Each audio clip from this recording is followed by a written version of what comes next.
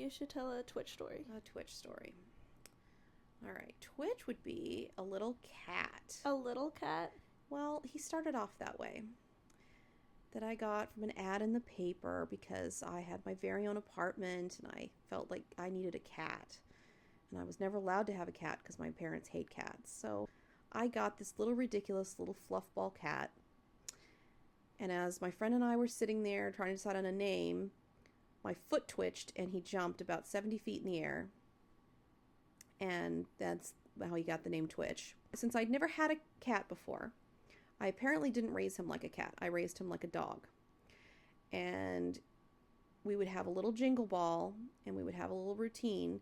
And as soon as I get it, he would get ready and he would kind of crouch down like cats do and kind of do the little butt wiggle and, you know, get ready. And then as I would throw the ball, he would jump up and bat it at me. Like a baseball? Like a baseball. And he had incredible accuracy. And he would also fetch the ball if you wanted him to fetch it, like a dog, because again, never had a cat, so apparently I raised him like a dog. And he would fetch for forever, but he wouldn't do it normally if other people were there. Also, he did this, and I've never been able to recreate this with any animal. If you made your hand into a gun and you pointed at him, he would stop and look at you, and then he would go meow, meow, meow, and then you'd go and he would roll over and play dead. And it was very, very comical because he's a cat and cats don't do these things. But he didn't know he was a cat, so that's okay. And he just had a very intense look about his face. He kind of bore a hole through your soul. But to me it was... But not yours. But to me it was endearing. To everybody else it was terrifying. People were very much afraid of this cat. I did actually have to save my sister's puppy one time. She brought her puppy over. And I told her not to because you don't bring puppies around my cat.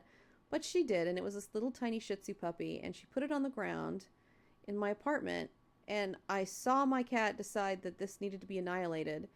And I very quickly reached down to save the puppy at the exact moment he was going to strike the puppy, and he would have shredded the puppy into 4 bits. But instead he got my arm, and I have permanent scars on my arm from the cat.